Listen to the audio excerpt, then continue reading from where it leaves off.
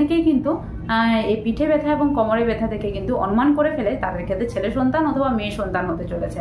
বিশেষত আমার প্রেগনেন্সির সময় কিন্তু অনেকেই জিজ্ঞেস করেছে যে কোমরে ব্যথা করছে নাকি, তাহলে কিন্তু মেয়ে সন্তান হবে। যদি পেটে ব্যথা করে তাহলে কিন্তু ছেলে সন্তান হবে। মানে মেয়ে সন্তানরা পিঠের দিকে থাকে এবং ছেলে সন্তানরা পেটের দিকে থাকে।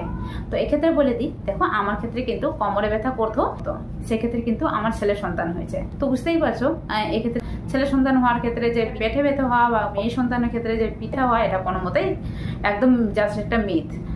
তো অবশ্যই এগুলোর মধ্যে কখনোই পড়বে না। শুধুমাত্র একটাই কথা বলবো, এগুলো কিন্তু কোনো রকম সায়েন্টিফিক রিজন নেই। এটা জাস্ট যে যার ক্ষেত্রে যেমনটা হয়েছে সে তেমনটা এক্সপিরিয়েন্স শেয়ার করেছে।